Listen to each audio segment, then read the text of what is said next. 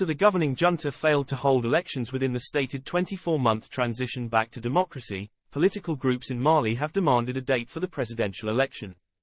In August 2020, the first of 8 coups in West and Central Africa that spanned 4 years began in Mali. This included Burkina Faso and Niger, 2 of Mali's neighbors. Interim administrations have been slow to move on transition negotiations, despite efforts by regional blocs. Following their overthrow of the government and subsequent failure to organize elections in February, which led to sanctions by the Economic Community of West African States, ECOWAS, the military leaders of this West African country have been under mounting pressure to reinstate democracy. In reaction to Mali's unacceptable delay in holding elections following a military coup in 2020, West African nations severed diplomatic ties, imposed harsh economic penalties, and closed their borders with the country. ECOWAS has threatened military regimes in Burkina Faso and Guinea for failing to move quickly enough towards democratic transitions. A schism has opened up between Mali and its allies, the US and France, due to the protracted transition. The latest actions by ECOWAS show a marked hardening of their position towards Mali.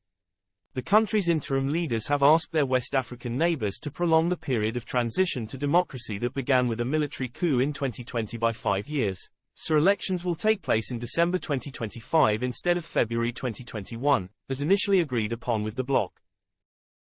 In order to cut Mali off from regional financial markets, the Regional Monetary Union UEMOA ordered all member banks to suspend the country immediately. The decision shocked the Malian temporary administration. As a result, it threatened to return its diplomats, seal off its border with ECOWAS countries, and maybe re-evaluate its membership in both ECOWAS and UEMOA.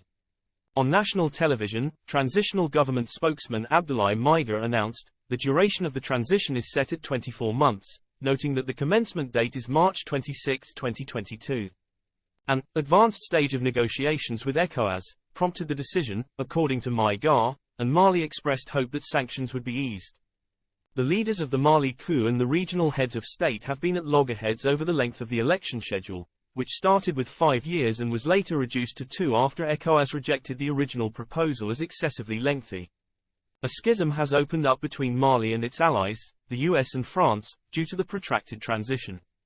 After seizing power in a second coup in 2021, the current junta in Mali made a commitment to restore civilian control within 24 months, starting on March 26, 2024, and holding elections in February of the following year. The new electoral law was passed in June 2022, but the announcement that the February elections would be postponed due to technical issues was made in September of last year, causing political organizations to express their fury. After the deadline for the transition passed without a vote last month, many responded once again.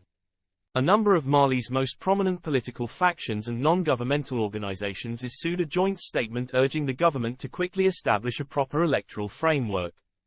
With over 20 signatories, including the party of the ousted president and a large opposition coalition, they declared, "We will use all legal and legitimate avenues for the return of normal constitutional order in our country." Nothing has been said by the junta. After the military government of Mali failed to fulfill its first commitment to hold elections in February 2022, the ECOWAS imposed severe sanctions. France, a former colonial power, severed ties as a result and withdrew its troops from the region in 2022, ending a 12-year Islamist insurgency that had been spinning out of control.